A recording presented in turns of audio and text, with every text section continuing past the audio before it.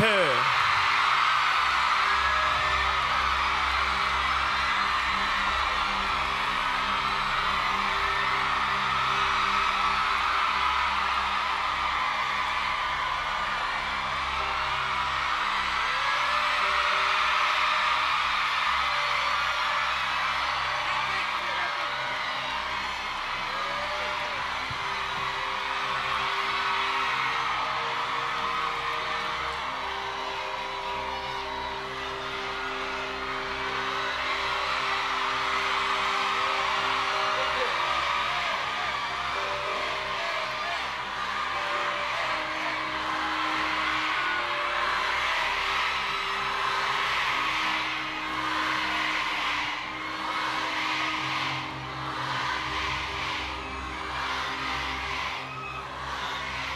Maraming salamat.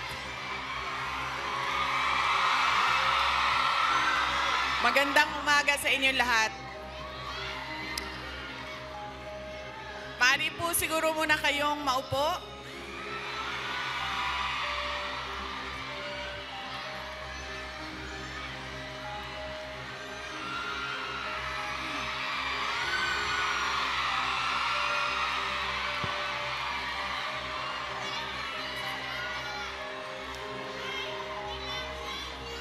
Maraming salamat. Mahal ko kayo.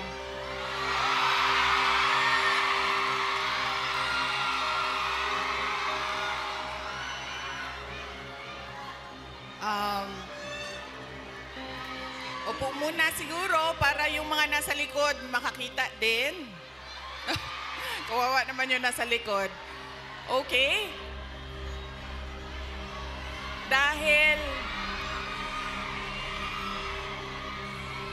Dahil kayo ay sumisigaw ng Duterte, suspended na kayo lahat bukas.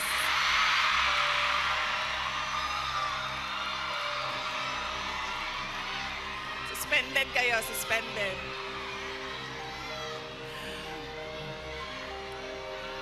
Joke lang.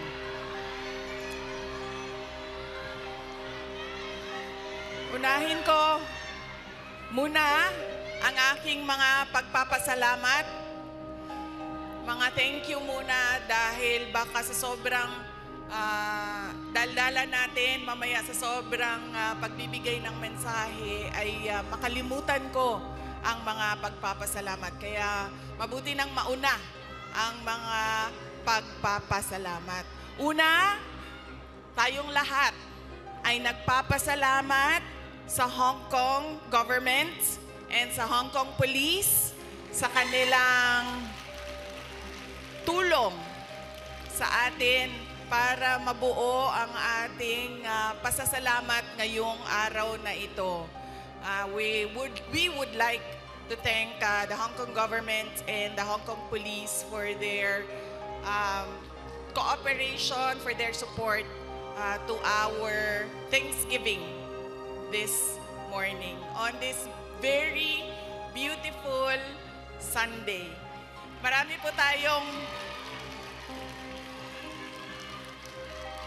tayong mga kababayan na nandoon sa labas at lahat ng mga first-timer na nakakita sa akin.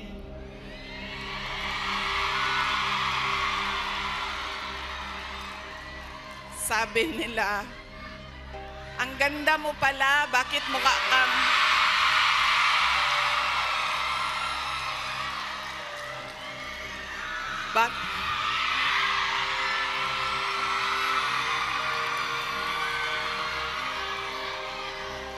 Ay, Macau! Hello! Maraming salamat. Okay. Sabi niya, ang ganda mo pala, bakit mukha kang...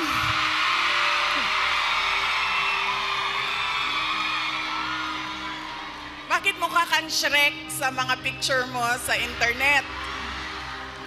Tapos sabi ko sa kanya, sabi ko, ma'am, basta Pilipina, maganda talaga yan. Tayong lahat yon. Now, hindi ko lang alam sa mga Pilipino, sa mga lalaki natin, pero sigurado ako sa mga Pilipina ay maganda. Dahil ano ang ating proof o evidence sa buong mundo na maganda talaga ang Pilipina? Ilan ang Miss Universe natin? 4.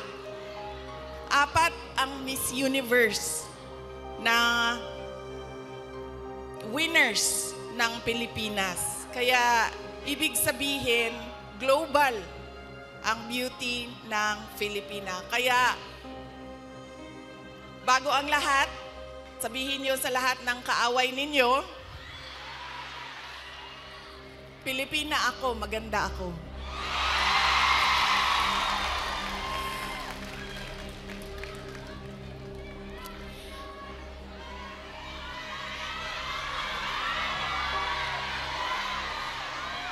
Sabi natin, 'di ba? Para sa Diyos, para sa bayan, para sa bawat pamilyang Pilipino. Nauna ang pasalamat ko sa Hong Kong government, pero ang unang pasalamatan natin ay ang Diyos. Para sa araw na ito, para sa magandang araw na ito, at para sa oportunidad, pagkakataon na ibinigay niya sa atin na magsama-sama ngayong March 9 dito sa Hong Kong.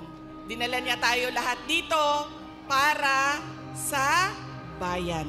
Yan po ang pagpapasalamat natin sa ating Diyos. Dahil binigyan niya tayo ng isang araw ulit na magising, mag-ayos, pumunta dito at pag-usapan ang Thanksgiving, pagpapasalamat at pag-usapan ang ating bayan. Ang sunod na pagpapasalamat ko ay hindi ko isa-isahin yung mga pangalan dahil baka may hindi ako mabanggit at magtampo. So, isa-isahin ko lang ang mga grupo na kailangan natin pagpasalamatan. Unahin ko muna ang Kingdom of Jesus Christ.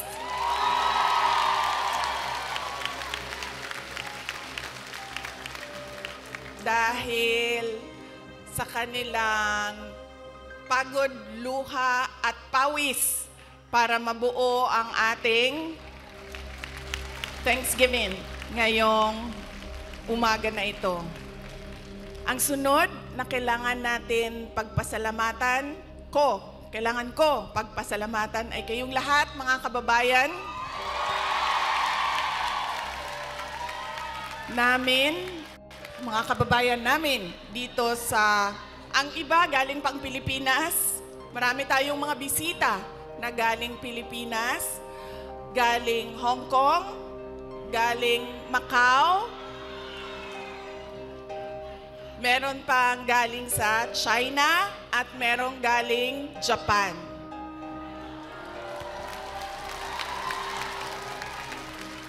Maraming salamat sa inyo dahil ibinigay ninyo ang oras ninyo ngayong araw na ito. Madami sa inyo kailangan maglaba. Kailangan magplansya. Yes, mag-day off, pero kailangan niyo labhan yung damit ninyo. Kailangan ninyo magpa-parlor kasi, 'di ba? Araw ito ng pagpahinga. Kailangan maglinis ng inyong bahay. Kailangan magpa-pedicure. 'Di ba? Kailangan magpa-dentista dahil araw ito ng pagpahinga. So kailangan ayusin lahat ang sarili, ang para sa sarili. Pero binigay ninyo ang oras ninyo at araw ninyo ngayong umaga na ito para sa atin. Kaya maraming salamat sa inyong lahat. At alam nyo, kanina habang naglalakad ako, kasi malapit lang kami, so naglakad lang kami. Ang ganda ng weather ninyo dito sa Hong Kong, no? Nakakaganda siya ng kutis.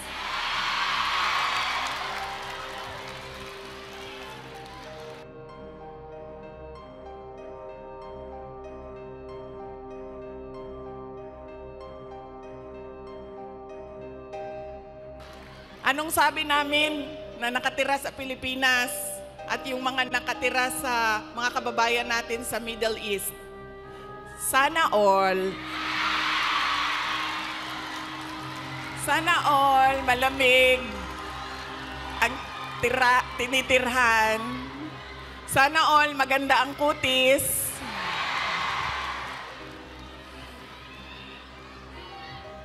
Kaya isa din yan sa dapat ninyong ipagpasalamat sa Diyos. Nandito kayo sa lugar na hindi magulo, maganda ang klima, at lalong-lalo na nandito kayo dahil meron kayong hanap buhay. Hindi natin gusto na umalis ang ating mga kababayan sa Pilipinas. Pero marami sa atin, dahil walang oportunidad sa ating bayan, ay nakikipagsapalaran sa iba't ibang lugar sa mundo para sa inyong mga pamilya. Kaya yun ang sunod natin na pagpasalamatan, yung ating mga mahal sa buhay. Bawat pamilyang Pilipino, kailangan natin magpasalamat sa kanila dahil binibigyan nila tayo ng lakas, sinusuportahan nila tayo, at tinutulungan nila tayo sa ating pakikipagsapalaran sa ibang lugar. Ayaw nila na umalis kayo, ayaw nyo rin na iwanan sila. Pero kailangan natin gawin dahil kailangan suportahan ang ating mga pamilya. Okay? Pagpapasalamat ulitin ko sa Diyos, sa Hong Kong government, Hong Kong Police, sa KOJC, sa inyong lahat, mga kababayan namin na nandito, at syempre kailangan natin pasalamatan ang PDP laban. Parang tinanggal na ata nila ang laban, no? PDP na lang, no? Opo.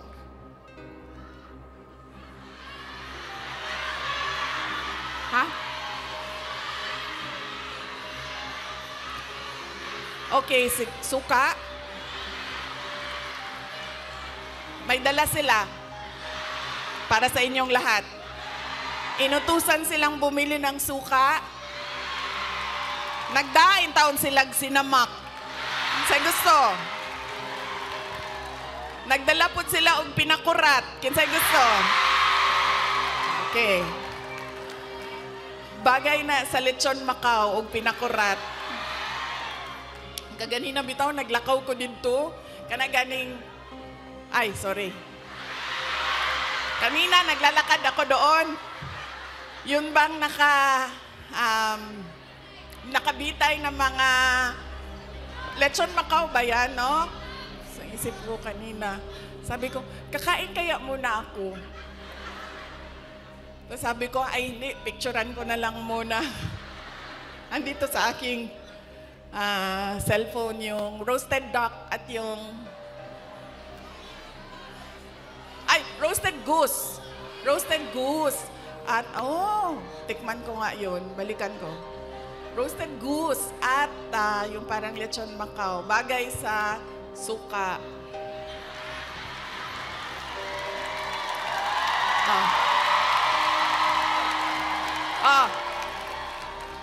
Ano pa ang bagay sa suka? May oras pa ba ako? Baka bigla na lang ako paalisin dito. Ano pa ang bagay sa suka? Ang ating chorizo longganisa. Diba? Bulad. Chicharon. Mangga. Mangga at suka. Kinilaw.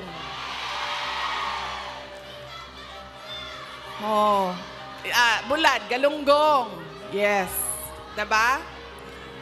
So, kaya tayo lahat nauutusan na bumili ng suka. Kasi lahat yan, lahat ng pagkaing masasarap, kailangan ng suka. Alam niyo, wala sa listahan ko yung speech na suka na yan. Actually, wala akong listahan ng speech ko dahil matagal ako kagabi nag-decide kung pupunta ako dito sa Thanksgiving.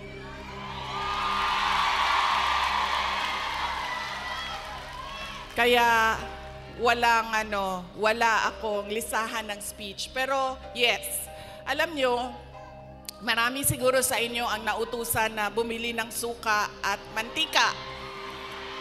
Mantika, suka, ganyan. Noong kayo ay bata pa. Opo. Pero sa amin kasi, sa bahay namin, nag-grocery kasi ang nanay ko. So lahat yang mga gamit sa kusina, binibili na ng nanay ko. Nautusan lang ako lagi doon sa kanto, sa tindahan, bumili ng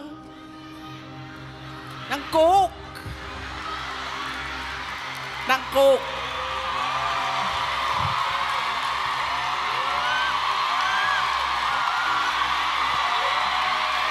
I'm sorry. Totoo yan. Hindi joke yan totoo yan. Alam nyo, di ba tag 5 pesos lang ang Coke noon? 1980s? Or less pa nga ata siguro, 5 pesos. O mga 4 pesos ang Coke noon. Tapos ang pera natin, yung papel na green na 5 pesos. Oo, yan yun. Pero totoo yan hindi Coca-Cola Kasi kayo naman, pag sinabing Coke, tapos wala pang noon, wala pang 1.5, 2 liters. Litro lang yan. Litro lang yan nung kapanahunan natin. So yun. So, saan na tayo? Sa pagpapasalamat. Papasalamat tayo sa PDP. Ating mga kandidato sa PDP. Aabot tayo dyan mamaya. And syempre, kailangan natin magpasalamat kay Pastor Apollo Kibuloy for his generosity. Alam nyo, bumisita ako sa kanya nung siya ay nasa hospital, sa Pasig Hospital.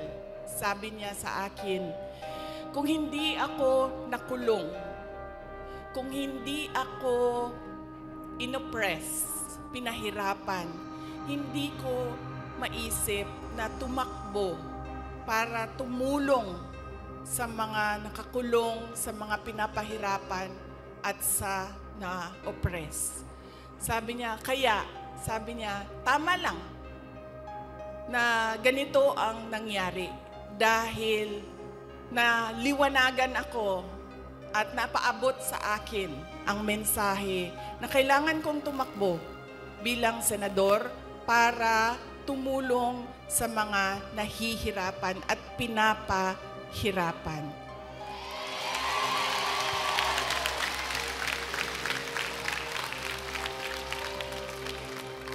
Sabi din niya sa akin, sabi niya, ikaw, kahit anuman ang sabihin nila, sabihin man nila na kasalanan mo ang lahat ng ito, Inday Sara, sabihin man nila, kasalanan mo ito dahil hindi ka tumakbong Pangulo. Pero sabi niya, ayaw na.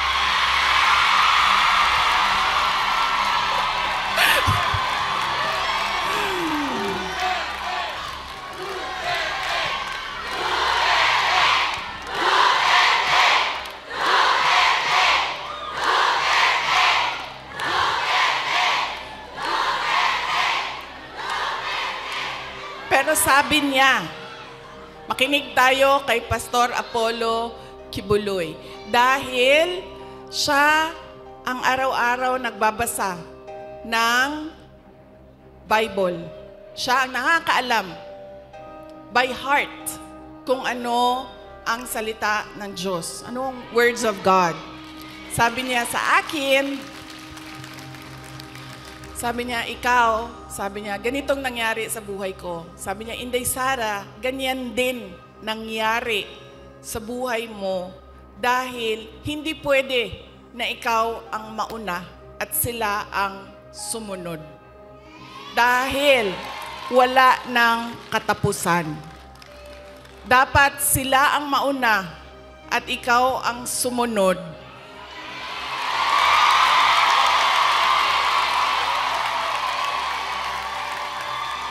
Para matigil na at hindi na paulit-ulit ang kahirapan sa ating bayan. Kaya nung sinabi niya sa akin yon, hindi na masyadong masakit. Masakit pa rin sa akin pag nakakarinig ako ng kasalanan mo yan lahat, Inday Sara. Pero iniisip ko na lang, naku, sinabihan ako ni Pastor Kibuloy, you are there, you are where you are intended to be by God. Exactly where you are.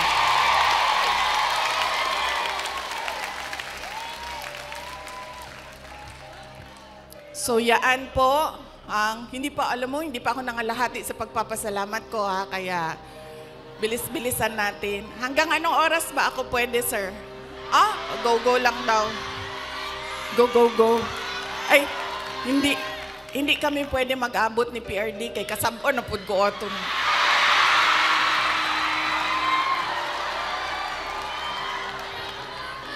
Kibaw mo nang nagsayo ko. Tagalog din. Alam nyo, bakit ako nandito ng maaga? Gumising talaga ako ng maaga. Ang alarm ko, 6:30 a.m., 7 a.m., 7:30 a.m., 8 a.m. 4 yung alarm ko. Para hindi kami mag-abot ni President Rodrigo Duterte. Kasi pagagalitan na naman niya ako sa mga pangyayari. No, hindi naman siya nagagalit. Actually, mabait. Kumalma na si PRD nung medyo nagka-edad na siya. Mahal ko kayo.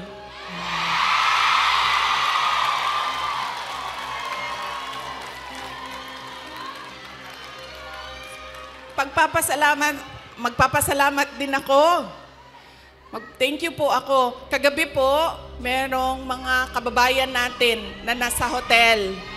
Hotel. Kayo ba yun, ma'am? Opo.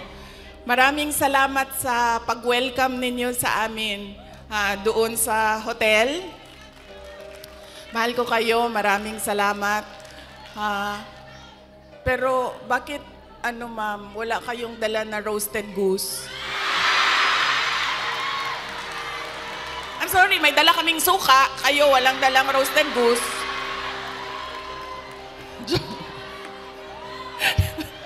Joke lang. Pero salamat salamat sa pag-welcome ninyo sa amin doon. Sigurado ako na kahapon may kailangan din kayong gawin. Busy din yung oras ninyo. Pero pumunta kayo doon at winelcome nyo kami sa hotel. Maraming salamat sa inyo.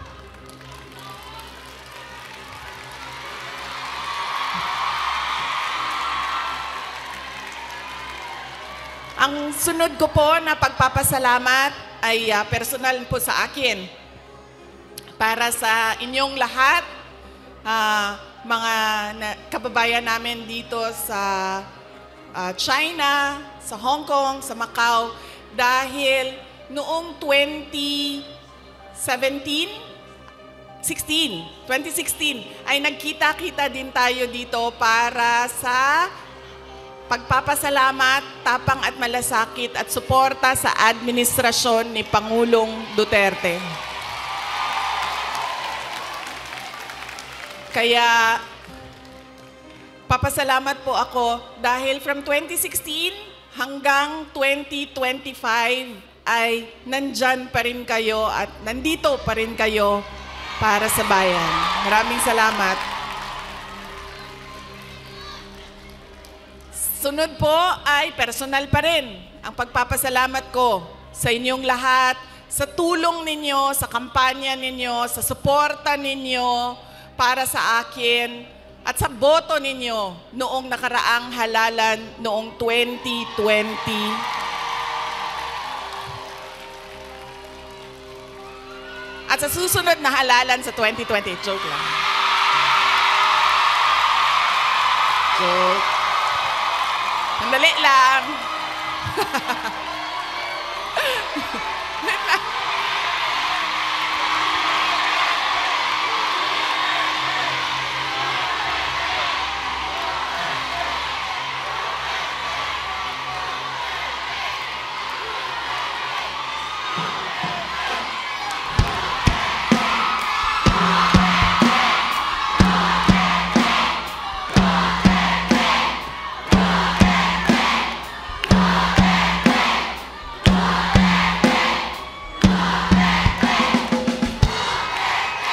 Okay. Papunta na po ang suspension order. Sige. Sige. Maraming salamat sa suporta ninyo noong 2022. Thank you very much sa inyong lahat, mga kababayan. Alam nyo, una ko pong naramdaman na mukhang mananalo ako sa eleksyon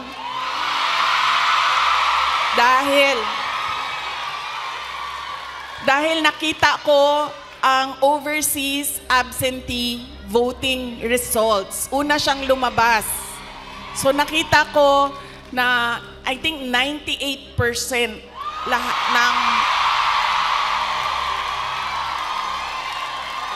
ng OFW votes ay para sa akin. Kaya doon ko naramdaman na parang baka siguro manalo ako. Kaya maraming salamat sa inyo.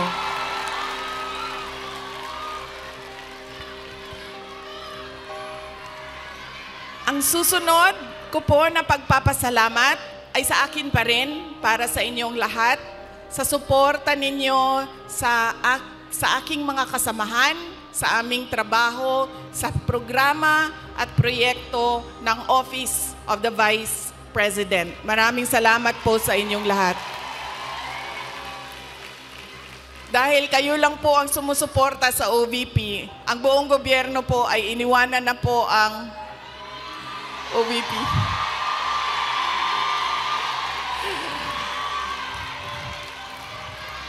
Maraming salamat.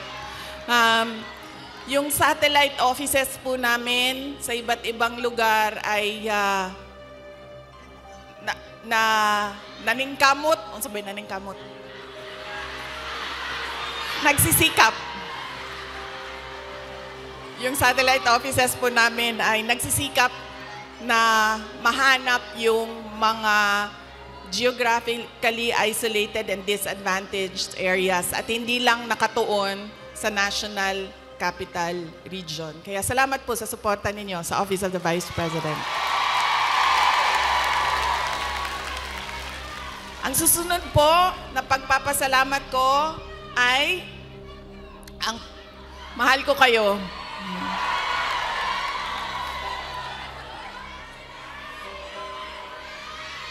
Kaya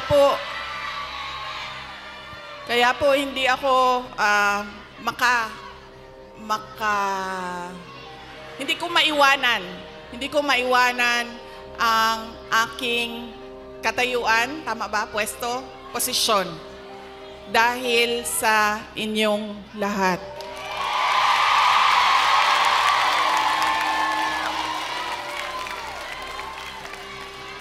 Ang sunod na pagpapasalamat ay mula po sa aming pamilya, ang pamilya Duterte. Napakalaki po ng utang na loob namin sa inyong lahat.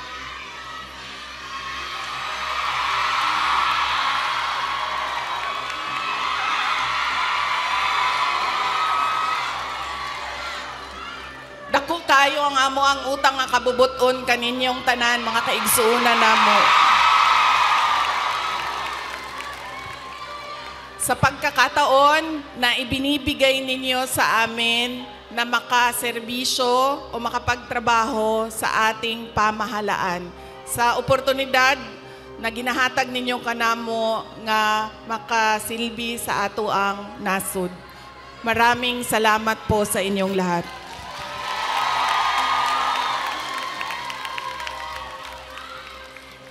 Okay. So yan na po ang aking mga pagpapasalamat. Meron pa ba akong hindi na Maraming salamat, ma'am. Ang sunod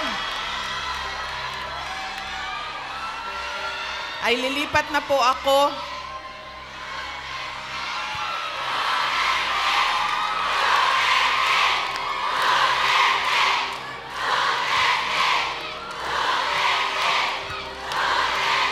paminaw sa mo ba?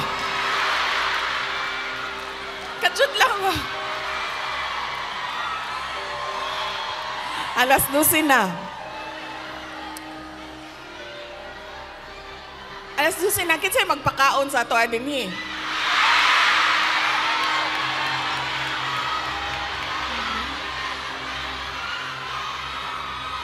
Magpakaon? May Jollibee. May Jollibee daw, sabi ni ma'am.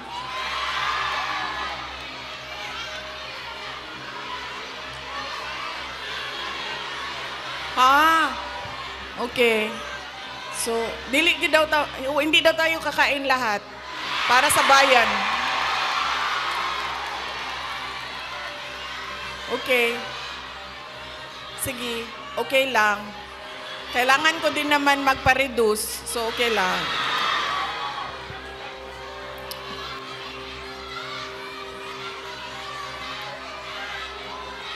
Ma'am, darating tayo dyan sa ayuda na yan, ha?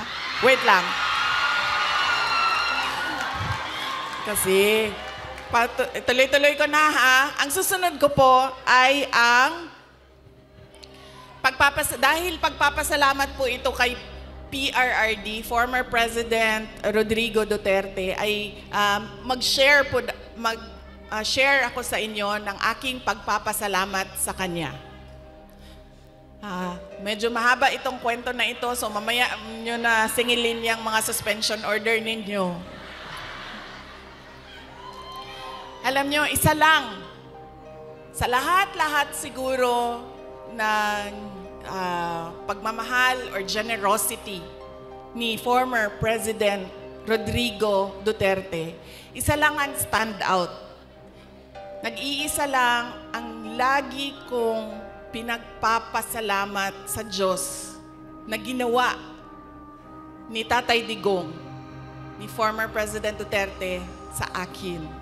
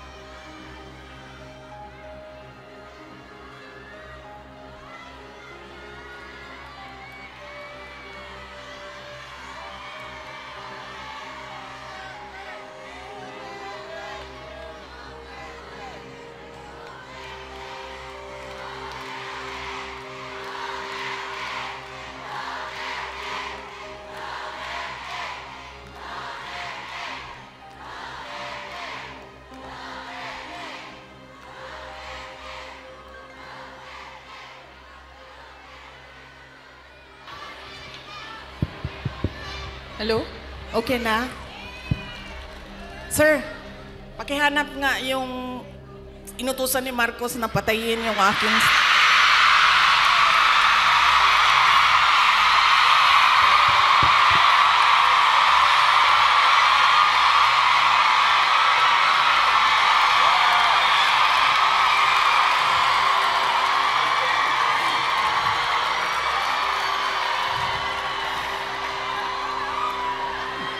Yan.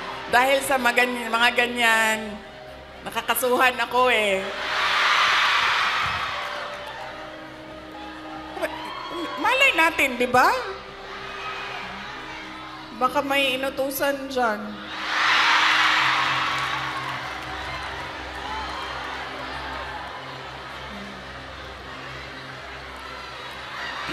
Okay. Isa lang. Paulit-ulit yan pag napapaisip ako sa tatay ko.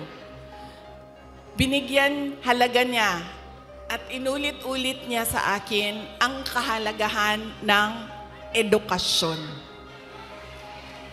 Hindi niya ako tinigilan. Alam nyo, si PRD, yun pong mga nasa harap, kailangan nyo po umupo kasi hindi makakita yung nasa likod.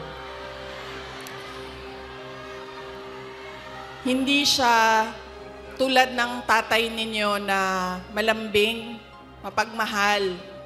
Hindi ganyan ang tatay ko. Ang tatay ko galing siya sa generation na laging galit. Diba? Sino yung may mga magulang na yung generation na laging galit?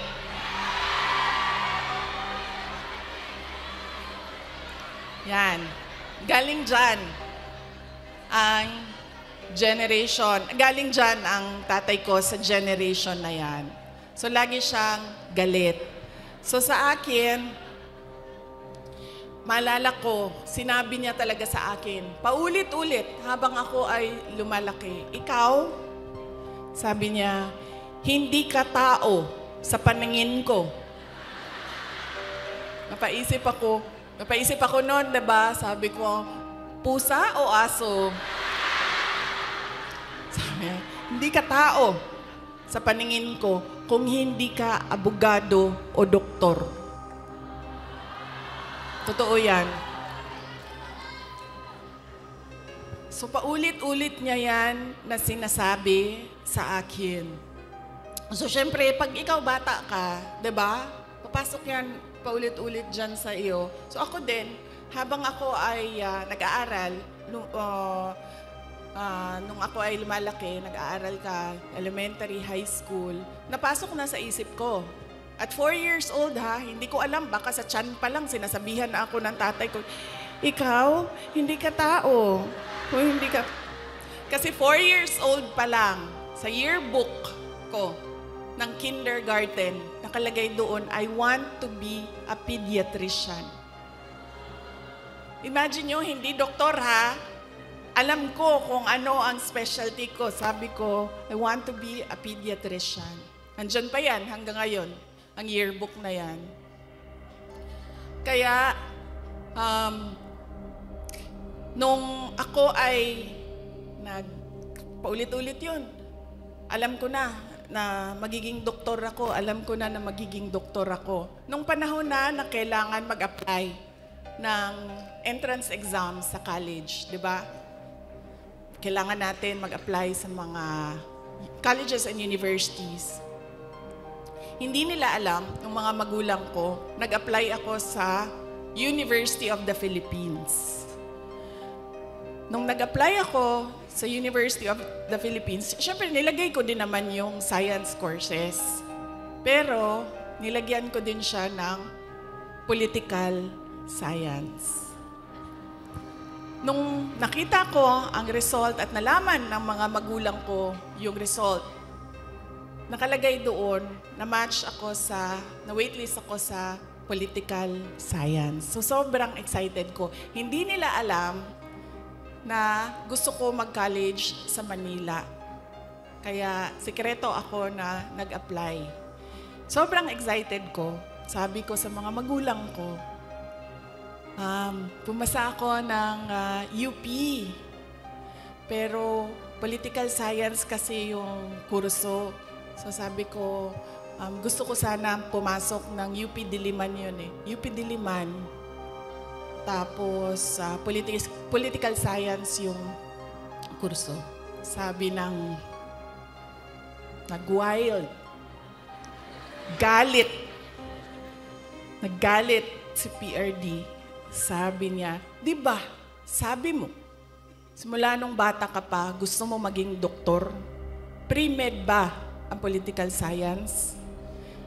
Tapos sabi niya, hindi ka pwede pumasok ng University of the Philippines. Kahit saan man yan. Sabi niya, dahil kilala ko ang ugali mo. Anak kita. Alam ko kung anong ugali mo. Sabi niya, marirecruit ka lang ng makabayan, aakyat ka, totoo ito, sinabi niya, aakyat ka ng bundok, magiging NPA ka. Ikaw ang magiging head ng New People's Army at ikaw ang makakalaban ko pagdating ng panahon. Kaya hindi ka pwede pumasok ng University of the Philippines. So sabi niya, pumili ka. Kahit anong paaralan dito sa Davao, pumili ka dyan. So sabi ko sa mama ko, Ma. So sabi ng mama ko, sige na lang, kasi sinabi mo man doktor, so mag-pre-med ka na lang. Okay.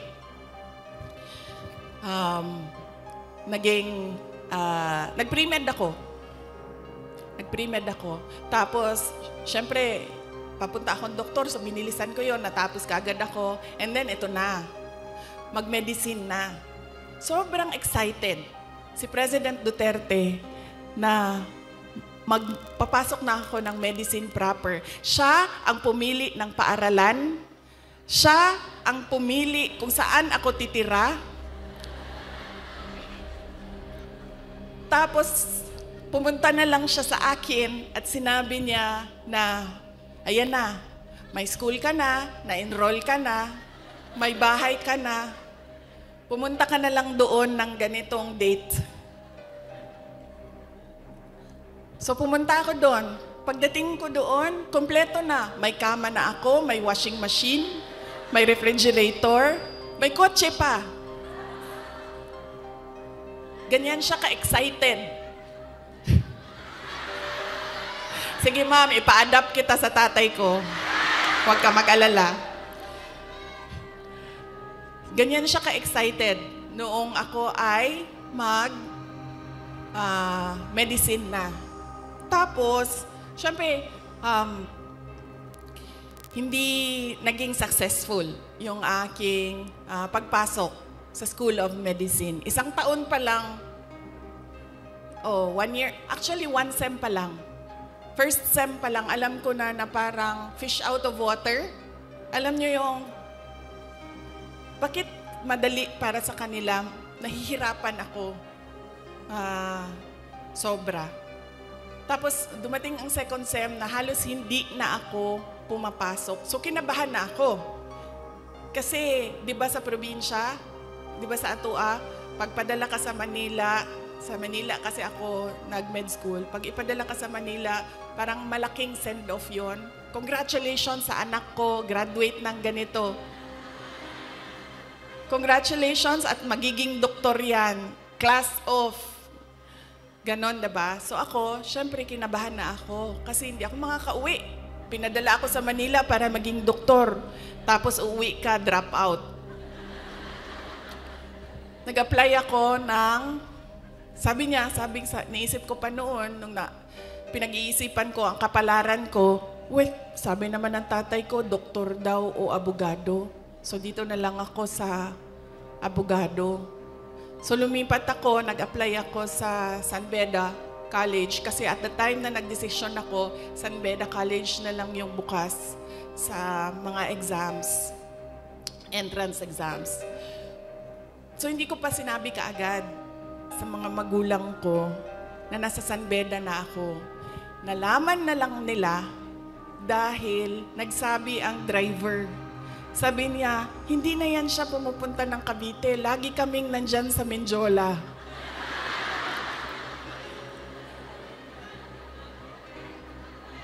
Nung nalaman niya na nasa law school ako, sobrang,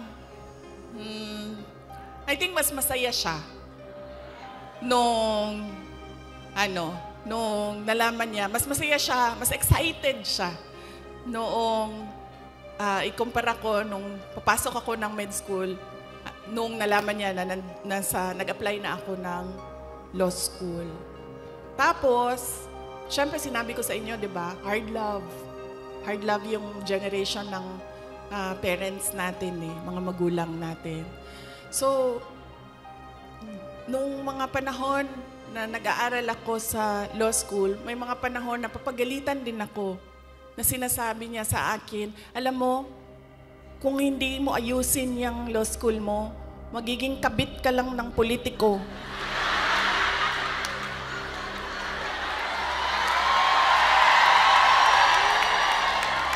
Ganyan. Ganyan siya kung, di ba pangit pakinggan sa atin? Pero ganyan yung style niya para idikdik sa'yo na mag-aral ka. Tapos meron pang isang beses na sinabihan niya ako, alam mo, kung hindi ka mag-aral ng mabuti, magiging halaman ka lang dyan sa gilid. Ganyan yung force by which he emphasized into my brain that I need to become a lawyer. So nung pumasa na ako ng bar, doon ko nakita ang pagbabago sa magulang ko. Hindi sa nanay ko dahil ang nanay ko sobrang supportive nun. Kahit maging halaman ako, didiligan ako nun eh. Ganyan kabait ang nanay ko. Diba? Pero nung nakita niya yung grade ko sa bar exams at nakita niya na mas mataas yung grade ko sa bar exams kesa sa kanya nung tatay ko, at hindi lang 0.1, 0.2, 0.3. 5 points ang layo namin sa grado. Doon siya nagbago. Parang naging tao na ako sa paningin niya. Lalo pati, pag every time nababanggit yung grade sa bar, hindi na siya talaga nagsasalita. Tapos lagi ko pa sinasabi sa kanya, sabi ko, partida yan pa ha, kasi hindi ako nag-aral eh. Kung nag-aral ako, top-notcher ako eh.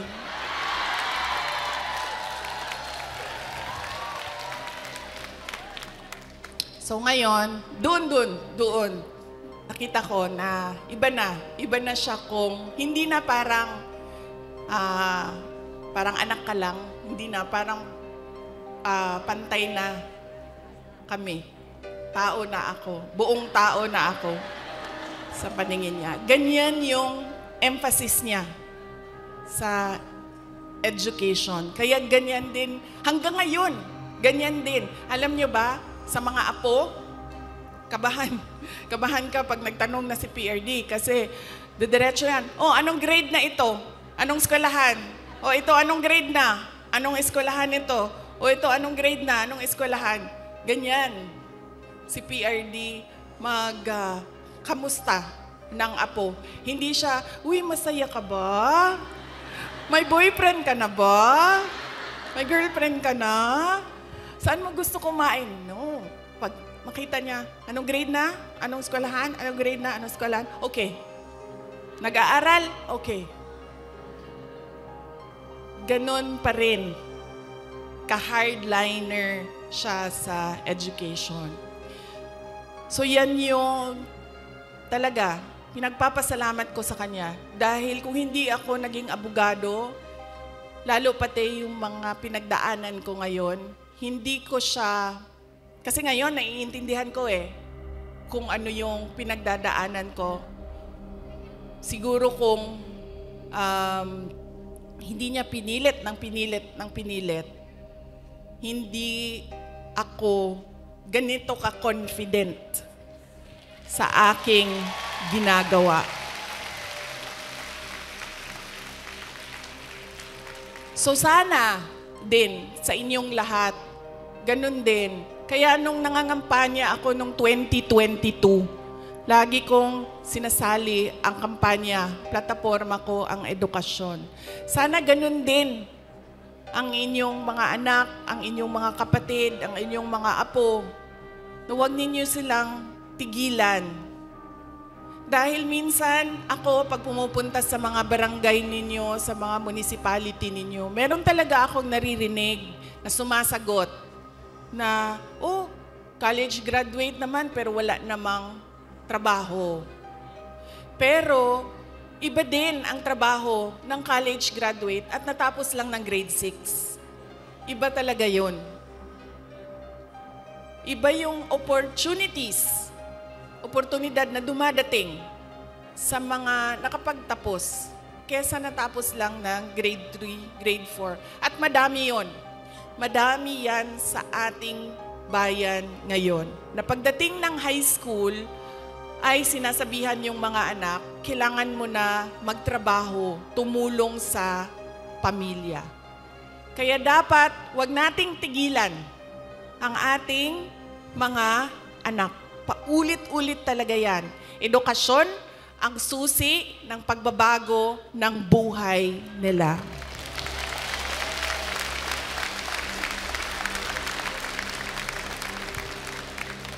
Pagpapasalamat para kay PRRD para sa edukasyon. Ang susunod po ay ang pagpili natin ng kandidato sa 2025, ngayong darating na buwan. Kay bao mo na tagam, nakakaon ba akong tagam atong 2022, no?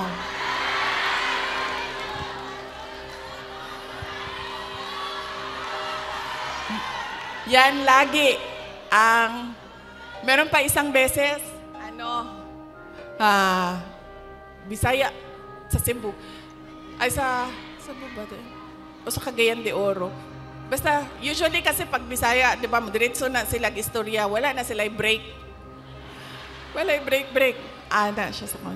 Inday Sara, anak ko, yes ma'am. Ana siya, nakakaon kag tagam, no?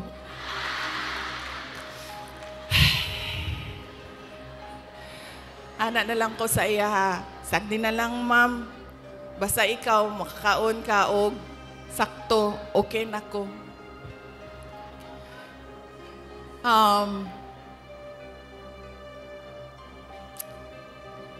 Ayaw ko kasi, masakit sa akin ang sabihin ang sorry sa inyong lahat.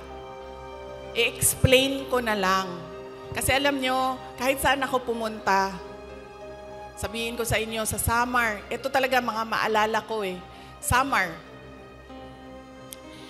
Pangasinan, Batangas. Dito sa Mindanao, sure na moingon na siya, moingon na gina sila o imuhaning sala tanan. Wa na nay lali sa Mindanao. Bago lang, saan yun? Bago lang. Parang kahapon ba yun? Ay, kahapon. Kasi dinala ko yung guest ko sa Disneyland. So na ay mga taga Cebu. Ana ang mga taga Cebu. Kibaw ba ka Inday Sara no? Nabudol ba may tungod nimo?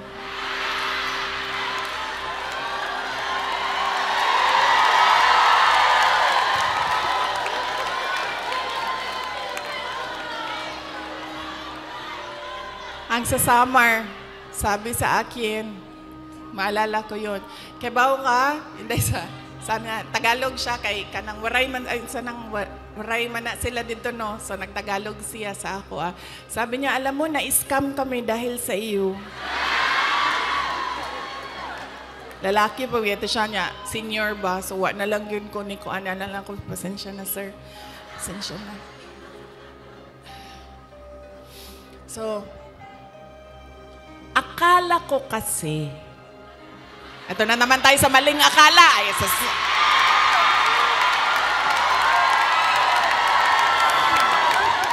hindi totoo ito. Akala ko kasi, gusto niya ng mas magandang bayan, mas maayos na Pilipinas kung ano yung pinagdaanan natin noon.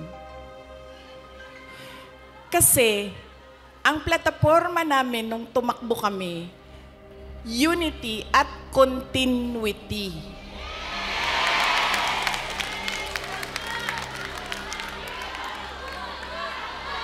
Nabudo lagi.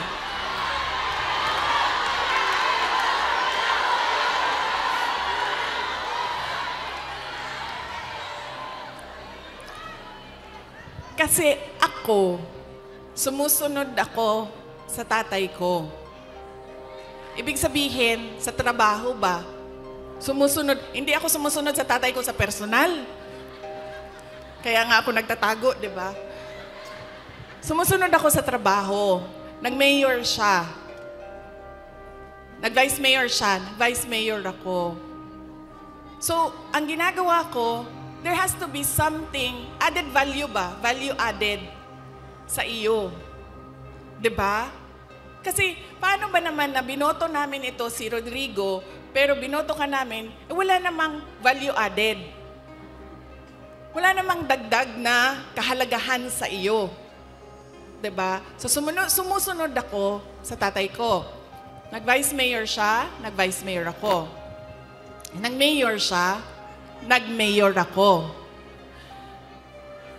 Noong, sandali lang, ma'am. Mamaya na yung president, ma'am. Wow. Sandali lang. So, nung mayor ako, ano ba yung targets ko as mayor? 'Di ba? Kasi kailangan may value added sa iyo. So, sabi ko, okay, ganito na ang nagawa ng administration ni President Duterte. Saan pa ba natin dadalhin ang Davao City? So may target kami. Nung umalis ako sa Davao City as mayor, number 4 most competitive city na ang Davao City. Number 8 na kami sa mga pinakamayaman na syudad sa buong bansa.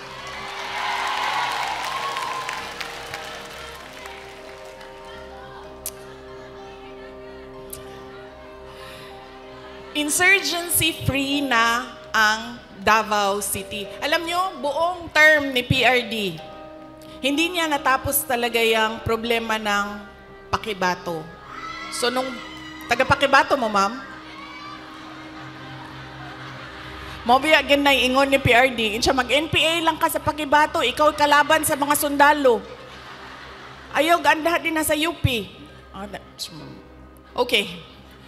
Diba? Hindi niya natapos. And sa akin, meron kasi insidente doon na ako ang mayor, namatay yung opisyal. Na napagalitan ako ng nanay. Tiga Visayas yung pamilya. Kausap ko siya sa phone, sabi ko, ma'am, pasensya na, namatay yung anak mo, ganyan. Napagalitan niya ako. So sinabi ko, sige, tapusin natin yan. So tinapos namin. In 3 years, o 4 years, in 4 years, tinapos namin yung problema sa Pakibato. There has to be something new and something better in you. Akala ko kasi ganyan. Dito ko lang naintindihan na hindi pala lahat ng tao pareho ko mag-isip. Yun yung naging problema. So yun yung kailangan ko ihingi ng pasensya sa inyong lahat. Dahil sabi nga ni Pastor Kibuloy, dapat lang siguro mangyari ang mga nangyayari para makita natin. Kawawa lang siguro ang mga tao, ang bayan, pero if we talk about the divine, maybe there is a reason for what is happening. So, yun. Ngayon, pipili na naman tayo ng mga opisyal ngayong Mayo. Ano ba ang problema natin, mga botante? Ang problema sa atin, ang pinipili natin ay paulit-ulit ba? Pabalik-balik lang. Mahilig tayo sa sikat. Mahilig tayo sa magaling kumanta, sumayaw dito sa stage. mahilig tayo sa nagpapa-amuse, nagpapatawa sa atin. At mahilig tayo sa hindi natin tinitingnan kung ano ba yung karakter, totoong karakter ng tao sa likod ng mukha niya sa TV. Ganyan tayo ang ugali ng mga Pilipinong botante. Kaya siguro dapat sa darating na halalan, pag-isipan na natin ang ating iboboto. Sabi ko nga sa inyo,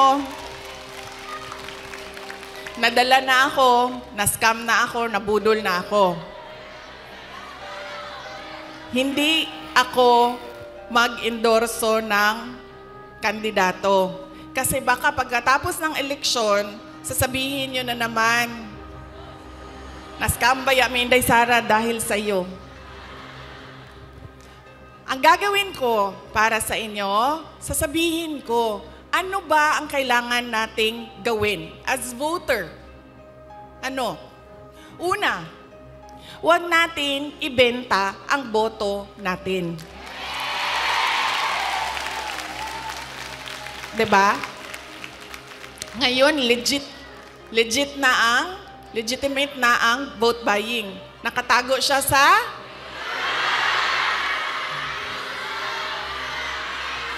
yan na, ma'am. Nandito na tayo sa topic na gusto mo, ma'am. Ayuda.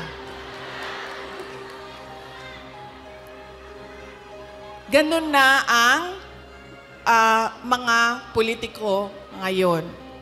Bibigyan ko kayo ng example, ha, ng experience ko sa mga pagbibigay ng ayuda o vote buying. Noong barangay election na nakaraan, bago lang, tinanong ko yung isang kaibigan ko, ano bang ginagawa mo na suporta sa barangay candidates? Tapos sabi niya, ang ginagawa ko, humihingi ako ng tupad at AIX at binibigay ko sa mga barangay captain para ibigay nila sa supporters nila. So sabi ko sa kanya, okay, hindi ko magawa na ganyan yung suporta na ibigay ko sa mga local barangay candidates. Pero totoo yan. Hindi man pinag-uusapan, pero totoo yan na nangyayari. Nakikita nyo yan. Nakikita nyo yan doon sa mga probinsya ninyo. Kaya ang una, huwag natin ibenta ang boto. Pangalawa, pag tumingin tayo ng kandidato, tingnan natin kung ano yung promises na ginawa niya o sinabi niya noon. Tapos, tingnan natin, binigay ba niya yung kanyang promise? Saan? Unsa sa Tagalog ng promise? Pangako sa'yo? Binigay ba niya ang pangako niya sa'yo? O iniwanan ka lang niya sa ere? At sumama sa iba?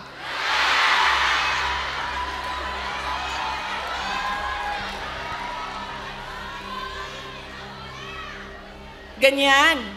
Ang pangalawa, na kailangan natin isipin. Itong kandidato na ito, paulit-ulit ko na to binoto, ha? Ano ba sinabi nito noon? Ano bang nagawa niya? Ano bang rason niya? Bakit hindi niya nagawa? At ano yung mga totoong nakikita ko na nagawa na? Yan yung pangalawa. Pangatlo, ito talaga. Wala sa buong mundo ang makakakontra sa akin, kahit isa, nito. Dahil ako ay produkto din ng political dynasty. Galing ako sa pamilya ng mga politiko. Ang lolo ko, governor ng undivided Davao. Cabinet member ni Marcos Sr. Ang tatay ko, Vice Mayor, Mayor, President. Mga kapatid ko, mga politiko din.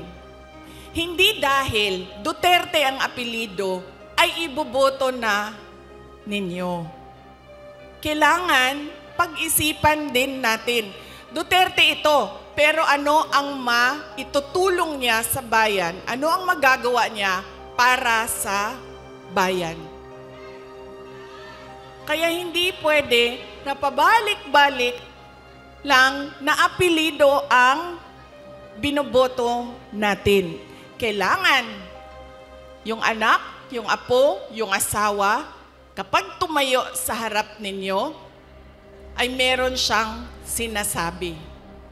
Hindi yung tatayo siya at dahil Duterte siya, kakanta na lang siya para sa inyong lahat. Pangako sa'yo. Diba? Hindi pwede.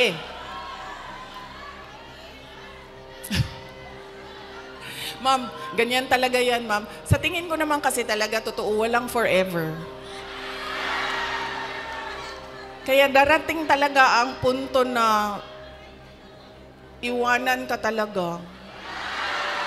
Si Ma'am Gemma, ay, shh daw. Shh.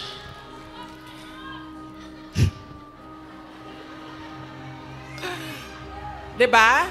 Hindi pwede yan. Hindi na pwede. Kasi yan yung ganun tayo dati. Oo, eto. Tinanong ko isang beses dito sa Manila, sa NCR. Tanong ko, Ma'am, sinong kandidato niyo sa mayor? Sabi niya, si ano, ganito ang apelido. Sabi ko, di ba sila din yung mayor dati? Sabi niya, oo, yung uncle niya. Sabi ko, so bakit yan pa rin ang pipiliin ninyo? Sabi niya, nasubukan na kasi. So, syempre ako, hindi na lang ako nagsalita. Pero nakita ninyo ang ating behavior sa pagpili ng kandidato. Dahil anak, apo, asawa, nasubukan na kasi, parehong apelido, go, bibigay ko na yung napaka-special na right ko na bumoto. So, mahalaga, hindi dahil anak, hindi dahil Duterte ang apelido, ay iboboto nyo na. Pag-isipan ninyo, ano ba ang dala niya sa lamesa? Ano ba ang dala niya para sa bayan? 3, huwag ibenta ang boto. Ano ang mga pangako na napako? At pangatlo ay, hindi dahil galing yan sa sikat na pamilya ay iboboto na ninyo kaagad. So tingnan natin ang mga karakter, accomplishment, abilidad, kapasidad ng mga kandidato nating senador. Kapag inutusan yan bumili ng suka, automatic na yan, may abilidad na yan. Diba? Saan nanggaling ang abilidad niya? Siyempre, kung saan yung bilihan ng suka, doon yan sa shortcut na daan. Hindi yan sa sa malayo dadaan para mabilis dumating ang suka. Pangalawa, inutusan bumili ng suka. Napadaan sa barkada. So, ang sinabi ay, ayun na ng mangga-mamba. Kajut lang, ma'am. So, ang sinabi niya ay, pare, pahatid naman ito ng suka namin sa bahay kasi kailangan yan doon. Dito nang muna ako. Diba? Abilidad. So, mahalaga yan. At kailangan natin pag-isipan itong eleksyon na ito. Kailangan natin baguhin ang ating pagpili ng kandidato. So yan, ang aking mensahe para sa inyong lahat ngayong araw na ito. Mensahe ng pagpapasalamat, mensahe ng edukasyon, at mensahe ng pagbabago kung paano tayo pumili ng ating mga senador. Ay, hindi lang senador, governor, mayor, lahat ng ating mga public officials. So yan po ang aking... Ilang oras yun, ma'am? 1 hour? 1 hour na mensahe sa inyo. Sana ay, alam nyo, gusto ko lumapit sa inyo.